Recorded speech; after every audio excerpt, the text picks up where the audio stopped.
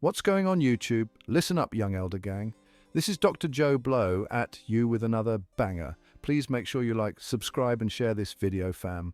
I hope this video get at least 100,000 likes.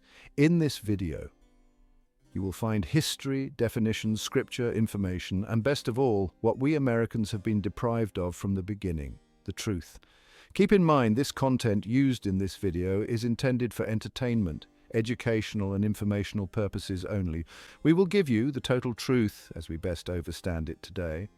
Be sure to hit that like button, young elder gang. Hit that subscribe button if you're new to the channel.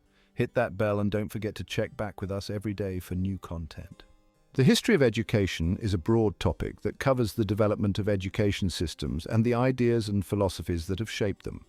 It can also include the role of education in social change. Here are some aspects of the history of education. 10,000 years ago, the Najaru Amen, who is Murdoch, and his younger brother Tahuti, came back to the planet Ki, Earth, to teach the humans.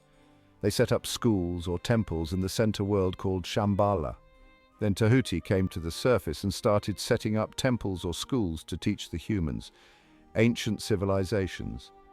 The earliest known formal school was in Egypt's Middle Kingdom, and the first education system in China was created in the Xia dynasty. In ancient Greece, most education was private except in Sparta. The United States, the first private normal school in the United States was the Columbian School in Concord, Vermont, founded in 1823. The first public normal school was founded in Lexington, Massachusetts in 1839. Education and social change. Education has been seen as a force for social change from Plato's time to the present. For example, in the Middle Ages, education was a driving force behind heresy movements. Education and reform education has been a vehicle for reform movements and ideas. For example, Benjamin Rush proposed a universal education system to instill civic virtue in students. Artificial intelligence, machine learning algorithms can be used to automatically grade essays and written assignments. This can save teachers time and provide students with immediate feedback. The History of Education book series from Information Age Publishing covers a variety of topics related to the history of education. The History of Education Society is an international scholarly society that promotes and teaches the history of education. To truly grasp the state of education today, we must journey back in time. These philosophies explain why we teach what we teach and how we teach it. By understanding the past, we can better navigate the present and shape the future. This journey will introduce us to influential thinkers and ideas that have shaped generations. Imagine a classroom where knowledge is king. Enter the era of Jean-Jacques Rousseau and Johann Heinrich Pestalozzi, who championed child-centered learning. This shift in thinking had a profound impact, influencing even the French Revolution. A new player emerged, experimental psychology, reshaping how we viewed learning. There is the French Revolution of 1789, which brought down the monarchy and the Ancien Regime, and resulted in the beheading of King Louis XVI and his famous wife, Marie Antoinette. The revolution lasted until 1792, at which point the National Assembly abolished the monarchy and declared the First Republic, 1792 to 1799. Experimental psychology is a scientific field that studies human and animal behavior using empirical research methods. Experimental psychologists use scientific methods to collect data, create hypotheses, and perform research to prove or disprove those hypotheses. Experimental psychologists study a wide range of behavioral topics, including sensation, perception, attention, memory, cognition, and emotion. Experimental psychologists work in a variety of settings, including universities, research centers, government agencies, and private businesses. Experimental psychologists are passionate about solving problems and exploring theoretical questions. They often spend years on a specific research question. In the fertile ground of educational reform, a new seed was sown: Wilhelm Wundt's experimental psychology. Edward Lee Thorndike, an American who studied under Wundt, pioneered experiments with cats, observing their ability to escape puzzle boxes. Thorndike's work had profound implications for education. John Dewey, a philosopher and psychologist, believed in learning by doing. Dewey's vision of education as a social process began to transform the educational landscape. You can say he had a hands-on type of approach. The late 18th century witnessed a seismic shift in educational thinking. Leading this revolution were Jean-Jacques Rousseau and Johann Heinrich Pestalozzi. Their ideas emphasized nurturing a child's natural curiosity and learning through experience. Pestalozzi translated these philosophical ideals into practical teaching methods. Teaching methods are techniques that teachers use to help students learn and retain information. They can include project-based learning. Students work on real-world projects to gain knowledge and skills.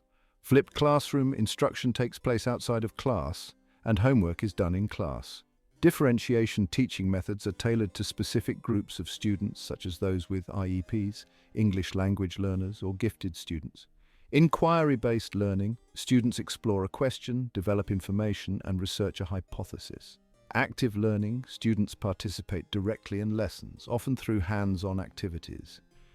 Collaborative learning, students work in groups to solve problems or complete tasks. Cooperative learning, students work in groups to learn and teach each other. Student-centered, students are encouraged to self-learn, with teachers guiding them instead of teaching them. Teachers can improve their teaching methods by testing different ones, meeting with other teachers, and remaining flexible. A teaching method is a set of principles and methods used by teachers to enable student learning. These strategies are determined partly by the subject matter to be taught, partly by the relative expertise of the learners, and partly by constraints caused by the learning environment. Rousseau and Pestalozzi's ideas resonated deeply with educators seeking to break free from traditional education. They sought to nurture the whole child, fostering emotional, social, and physical development. This holistic approach challenged the notion of children as empty vessels. Their rejection of harsh discipline laid the groundwork for a more compassionate educational environment. Discipline is the quality of being able to behave and work in a controlled way, which involves obeying particular rules or standards. It was that image of calm and discipline that appealed to voters. Synonyms: self-control, control, restraint, self-discipline, more synonyms of discipline. Rousseau and Pestalozzi's emphasis on experience-based learning had a lasting impact. Their ideas laid the foundation for a shift towards more engaging and interactive teaching methods. Despite challenges, the seeds of change had been sown. Their legacy lies in their unwavering belief in the potential of every child. Interactive teaching, also known as interactive lecturing, is a teaching style that engages students through a variety of methods to promote creative thinking and active participation. What is interactive teaching? Interactive teaching refers to methods of teaching that engage the classroom. Unlike memorization, interactive teaching encourages students and teachers to collaborate to foster learning. Examples of interactive instruction include group discussion, question and answer sessions, debates, and tutoring. The third type of instructional strategy we discussed was hands-on instruction. Hands-on instruction is when students are engaged in doing something hands-on in order to learn. Wilhelm Wundt established the world's first experimental psychology laboratory in 1879. This marked a pivotal moment, shifting the focus from philosophical speculation to scientific inquiry. Wundt's laboratory became a magnet for aspiring psychologists. He established psychology as a legitimate scientific discipline. Psychology is the scientific study of the mind and behavior, including how the brain works, how people process information, and how people relate to each other. Psychologists use observation, measurement, and testing to understand the thoughts, feelings, and motivations behind human behavior. Psychologists study a wide range of topics, including how the brain functions under stress, how the brain learns language, how the brain remembers facts, how mental illness affects the brain, how people relate to each other, how children develop and learn about the world. Psychologists use research and experimental testing to understand the causes of human behavior and to predict it. They also use scientific methods to conduct ethical studies that create valid and reliable conclusions. Psychologists are experts in their field and have up-to-date knowledge on research and therapy strategies. They can help people better understand and work through the roadblocks that are preventing them from living a full and healthy life.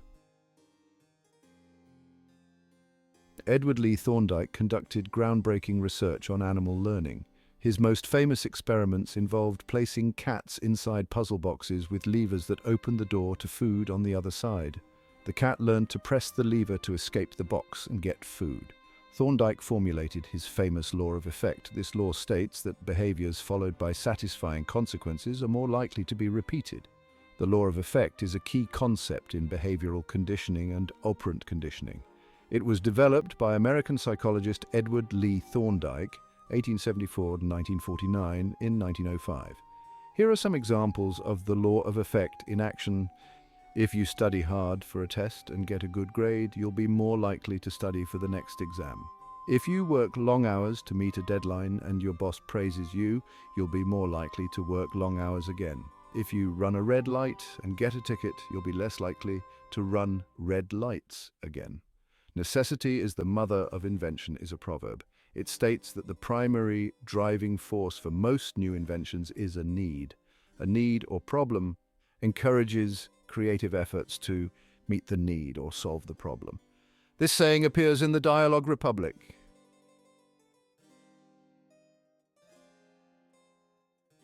Thorndike's work on animal learning had significant implications for education. He argued for a more scientific approach, emphasizing active learning and the use of rewards. In his book, Educational Psychology, Thorndike outlined his vision for a new kind of education. These ideas resonated with educators seeking more effective ways to teach.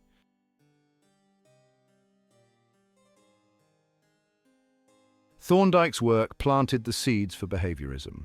John B. Watson argued that all behavior could be explained in terms of stimulus-response relationships.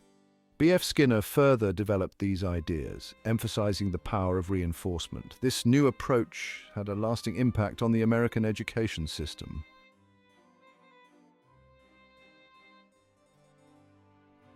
John Dewey emerged as a leading voice for educational reform. Dewey believed that education should be a process of growth, experimentation, and social interaction. He advocated for a child-centered approach, recognizing the unique needs of each learner. Dewey envisioned classrooms as dynamic spaces where children were encouraged to think critically and solve problems collaboratively.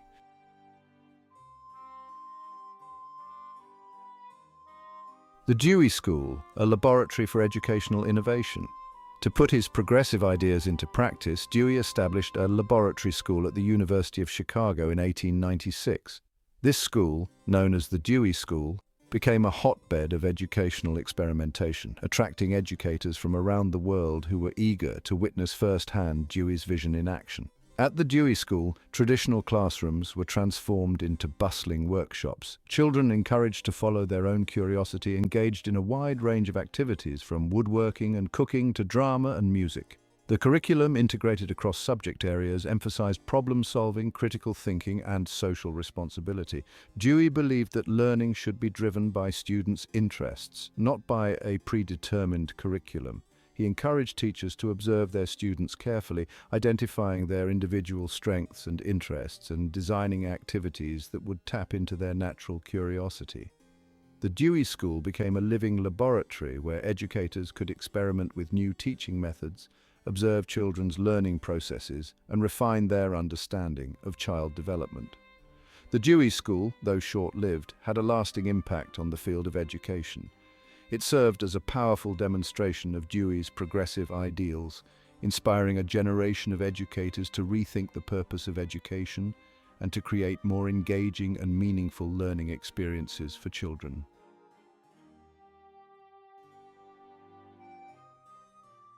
Learning by doing Dewey's vision in action. Central to Dewey's educational philosophy was the concept of learning by doing. Dewey believed that children learn best through active engagement, not passive reception. He argued that knowledge is not something that can be simply transmitted from teacher to student. Rather, it is something that is constructed through experience, reflection, and interaction. At the Dewey School, learning by doing was more than just a slogan. It was the guiding principle behind every aspect of the curriculum. Children learned about history by recreating historical events through drama and role-playing. They learned about science by conducting experiments and observing natural phenomena. They learned about math by building structures, measuring ingredients, and solving real-world problems. Dewey believed that by engaging in meaningful activities, children not only acquired knowledge but also developed essential skills such as problem-solving, critical thinking, collaboration, and communication. He saw these skills as essential for success in all aspects of life, not just in the classroom. The emphasis on learning by doing had a profound impact on the way educators viewed the role of experience in education. Dewey's ideas helped to shift the focus from rote memorization and abstract learning to more hands-on, experiential approaches that engage children's minds and bodies.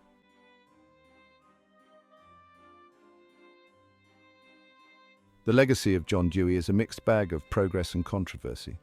Dewey's progressive ideas had a profound and lasting impact on the American education system. His emphasis on child-centered learning, experiential education, and the importance of social interaction in the classroom continue to resonate with educators today. Dewey's work helped to usher in a new era of educational reform, one that challenged traditional notions of teaching and learning. His ideas inspired countless educators to create more engaging, meaningful, and relevant learning experiences for children.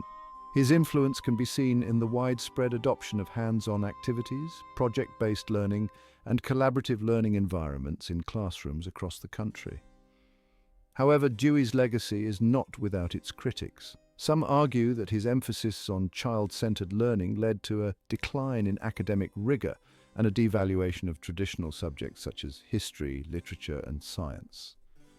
Others contend that his focus on social interaction in the classroom came at the expense of individual achievement and the development of essential skills such as reading, writing, and arithmetic.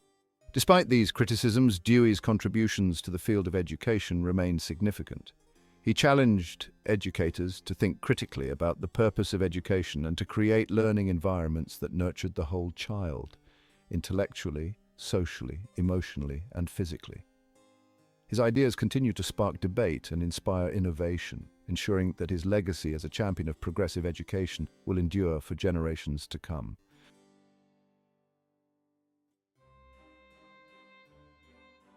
As the progressive education movement gained momentum in the early 20th century, a new concept began to take shape: outcome-based education, or OBE.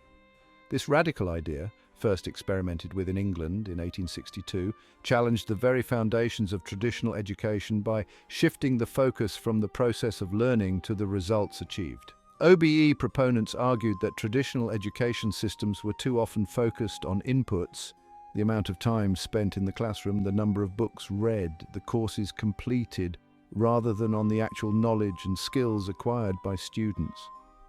They believed that by clearly defining desired learning outcomes and holding educators accountable for achieving those outcomes, they could create a more efficient and effective education system.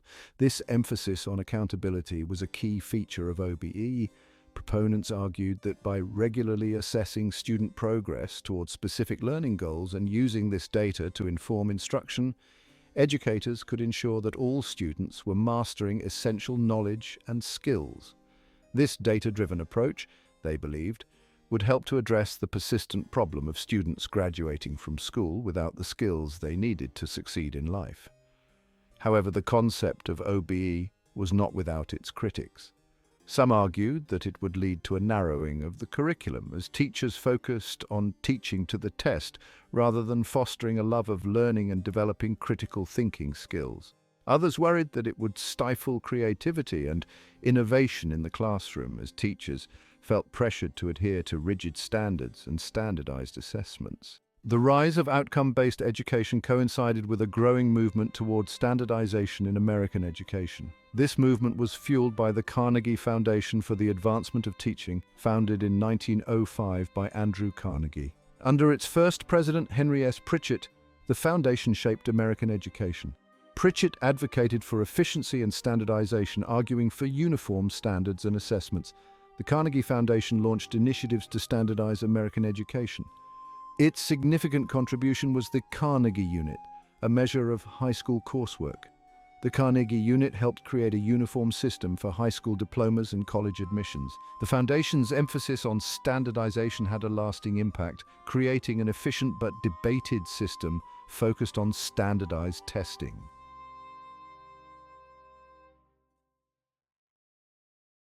As the 20th century progressed, American education shifted from liberal arts to workforce training. This was driven by the industrial economy's need for specific skills. The federal government increasingly shaped education, especially post-World War II. The GI Bill of 1944 boosted college enrollment and demand for skilled workers. The Cold War reinforced the focus on workforce readiness. Sputnik's launch in 1957 led to increased STEM funding.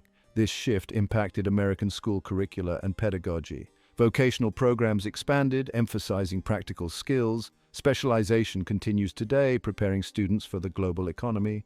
The 20th century witnessed a dramatic shift in American education, moving from cultivating character and intellect to shaping behavior and preparing students for the workforce. This transformation was driven by industrialism and the growing influence of science and technology. Behaviorism, emerging from psychologists like Wundt and Thorndike, offered a scientific approach to education promising efficiency and measurable outcomes. This led to standardized tests and a narrowing of the curriculum. Critics lamented the loss of creativity and critical thinking and the decline of the humanities, yet the allure of a scientific approach to education proved difficult to resist.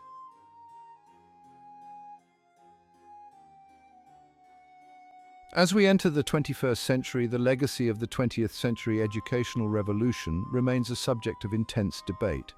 Many question whether the pendulum has swung too far in the direction of standardization and a narrow focus on measurable outcomes.